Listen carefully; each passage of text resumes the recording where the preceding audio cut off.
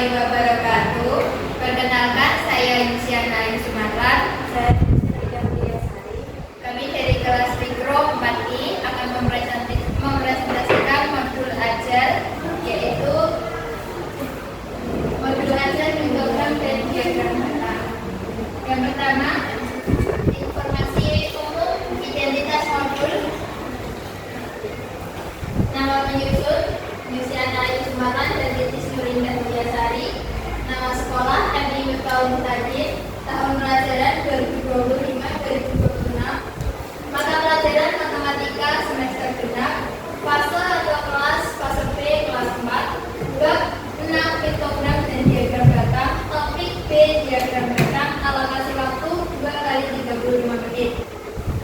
Kompetensi awal yaitu pengetahuan awal. Peserta didik telah memiliki pengetahuan awal tentang pengumpulan data sederhana, membaca tabel, serta membandingkan jumlah data seperti lebih banyak, lebih sedikit, dan sama banyak. Pengetahuan ini menjadi dasar untuk mengembangkan kemampuan menyajikan dan menginterpretasikan data dalam bentuk diagram batang. 2. Minat belajar. Peserta didik menunjukkan minat belajar yang tinggi ketika pembelajaran dikaitkan dengan pengalaman sehari-hari. Mereka tertarik pada aktivitas menggambar, mewarnai, berdiskusi dengan teman sebaya, serta menyampaikan pendapat di tingkat kelas. Oleh karena itu, pembelajaran dirancang dengan memanfaatkan data yang dekat dengan kehidupan peserta didik dan aktivitas kelompok yang menyenangkan. 3. Kebutuhan belajar. Kebutuhan belajar yang pertama yaitu pembelajaran yang berkesan atau mindful. Kebutuhan belajar yang kedua yaitu pembelajaran yang bermakna meaningful. Yang ketiga, pembelajaran yang menyenangkan, joyful. Yang keempat, materi pembelajaran. Pokok materi yang dipelajari pada bab ini mencakup A. Pengertian diagram batang, B. Komponen diagram batang yang meliputi judul, sumbu, skala, dan batang. 3. Langkah menyajikan data ke dalam diagram batang. 4. Cara membaca dan menginterpretasikan diagram batang. Dimensi profil lulusan yang ingin dicapai yaitu penalaran kritis, kreativitas, kolaborasi, dan kemandirian. Profil pelajar Pancasila yang pertama yaitu penalaran kritis, 2. Kreativitas, 3. Kolaborasi, dan 4. Kemandirian. Sarana dan prasarana yang digunakan yaitu media, laptop dan proyektor, sumber, buku matematika kelas 4 semester 2, alat dan bahan, video pembelajaran edukatif yang bersumber dari YouTube, dan aplikasi Canva dalam pembuatan LKPD, bahan ajar, serta PPT. Target peserta didik yaitu peserta didik belajar dengan tidak ada yang kesulitan dalam memahami materi. Jumlah peserta didik yaitu 8 peserta didik. Model pembelajaran yang digunakan yaitu menggunakan pendekatan deep learning. Model pembelajaran yaitu prompt-based learning. Metode ceramah, diskusi, presentasi, dan tanya jawab.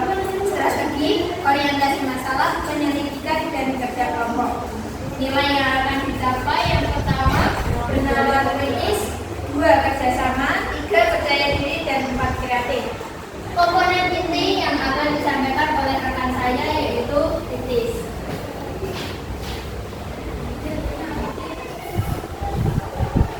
Pada komponen ini terdapat capaian pembelajaran atau CP. CP-nya adalah peserta didik dapat mengumpulkan, membandingkan, menyajikan, menganalisis, dan menginterpretasikan data dalam bentuk diagram gambar dan diagram data. Yang B. Tujuan pembelajaran atau TP. Tujuan pembelajaran 1. Peserta didik mampu menyajikan data dalam bentuk diagram batang dengan benar. 2.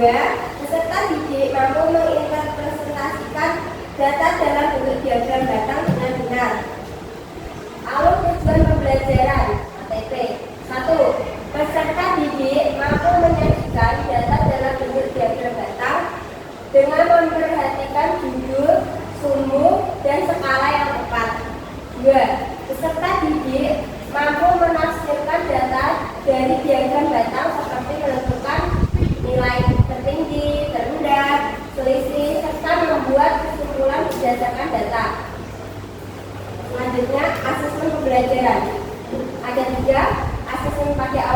pembelajaran, yaitu tanya jawab interaktif, pertanyaan tematik, dan diskusi awal. Asesmen yang kedua pada proses pembelajaran, yaitu LKPD kelompok dan soal formatif individu, lembar observasi diskusi kelompok. Terakhir, asesmen pada akhir pembelajaran, yaitu tanya jawab interaktif. Selanjutnya, materi pokok. Pokok-pokok materi yang akan dipelajari dalam bab ini mencakup 1. Pengertian diagram data. 2. Komponen diagram data meliputi judul, sumber, skala, dan data. 3. Langkah menyajikan data ke dalam diagram data. 4. Cara membaca dan menginterpretasikan diagram data. Selanjutnya, pemahaman bermakna. Peserta didik mampu menganalisis informasi yang disajikan dan menarik kesimpulan yang logis, serta mampu menyusun dan menyajikan data secara terstruktur dan mudah dipahami. Pertanyaan tematik. 1. Apakah diagram data? 2. Bagaimana menyajikan diagram data? 3. Bagaimana cara menganalisis dan menginterpretasikan diagram data? Selanjutnya, kegiatan pembelajaran. Kegiatan awal, orientasi. Pertama, kegiatan diawali dengan salam dan menanyakan kabar peserta didik. 2. Guru meminta salah satu siswa untuk memimpin doa sebelum belajar. 3. Guru mengabsen siswa dan memberi motivasi untuk menjaga kesehatan dan tetap semangat dalam belajar. 4. Siswa diajak menyanyi lagu Hari Merdeka. Persepsi. 5. Guru mengajak siswa melakukan ice breaking kelompok 7. KAIH. 6. Guru mengaitkan materi sebelumnya dengan materi yang akan dipelajari dan diharapkan dikaitkan dengan pengalaman peserta didik. Kegiatan inti. 8. Siswa mengamati dan memahami masalah yang ditayangkan pada gambar di PowerPoint. Guru menstimulus siswa dengan kegiatan bertanya sebagai pemandu untuk mengorientasi siswa pada masalah. Bagaimana cara membaca data tersebut? Berdasarkan diagram data tersebut, berapa banyak siswa yang mengikuti catur? Guru memberikan tanggapan atas respon peserta didik. 11. Guru membagikan bahan ajar terkait materi agar mudah dipahami oleh peserta didik. Seperti ada gambar. 12. Peserta didik diberi kesempatan untuk bertanya dan memberi tanggapan maupun berpendapat. 13. Guru membagi peserta didik menjadi 2 kelompok. 14. Peserta didik menyimak PowerPoint yang dijelaskan guru. 15. Setiap kelompok mendapatkan LKPD untuk melakukan diskusi kelompok. 16. Peserta didik mendengarkan guru untuk memahami tugas yang diberikan. 17. Peserta didik melakukan kegiatan ice breaking lagu penyajian data. Selanjutnya, peserta didik berdiskusi bersama kelompok dengan mengerjakan LKPD kelompok. 19. Guru memantau peserta didik dalam melakukan diskusi untuk mencari solusi instruksi LKPD. 20. Guru dapat memberikan pertanyaan informasi apabila diskusi tidak berjalan dengan lancar. 21. Setelah diskusi dan menyelesaikan seluruh LKPD, setiap kelompok dapat mempresentasikan hasil diskusinya. 22. Kelompok lain menanggapi hasil presentasi yang telah disampaikan oleh temannya. 23. Guru memberikan apresiasi dan feedback terhadap hasil peserta didik.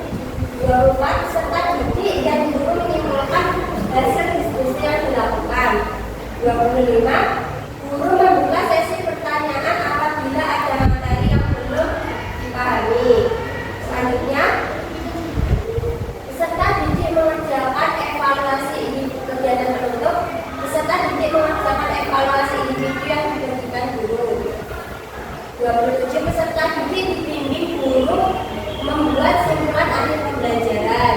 28 peserta didik menyimak penjelasan guru tentang aktivitas pembelajaran pada pertemuan selanjutnya. 29 peserta didik melakukan refleksi akhir pembelajaran. 30 guru menutup pembelajaran dengan ice breaking tepuk. Wow. 31 kegiatan pembelajaran ditutup dengan doa bersama dipimpin oleh salah satu peserta didik. Rencana tindak lanjut pertama, pengayaan peserta didik yang telah menguasai tujuan pembelajaran diberikan materi pengayaan yang lebih menantang dan memperkuat materi yang telah dipelajari, yaitu diagram batang. 2. Remedial peserta didik yang belum memenuhi tujuan pembelajaran maka diberi pengulangan materi dan diberikan tugas sederhana. Refleksi peserta didik, pendidik dan peserta didik. Refleksi guru ada 3. 1. Apakah saya sudah memahami cukup baik pada materi dan aktivitas pembelajaran hari ini? 2.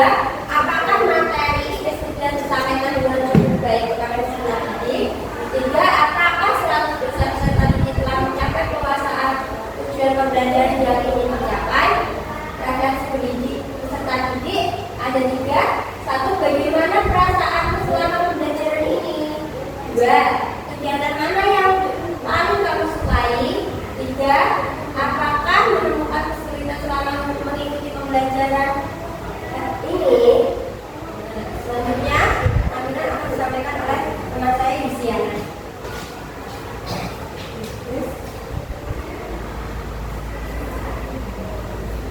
Berikutnya yaitu lampiran. Yang pertama ada lembar kerja peserta didik, bisa dilihat pada PowerPoint. Yang kedua yaitu pengayaan dan remedial. Berikut langkah kegiatan remedial yaitu guru menenangkan suasana dan menegaskan bahwa belajar ulang bukan suatu hukuman. Peserta didik diajak mengamati catat diagram batang sederhana. Peserta didik mengolah data sederhana.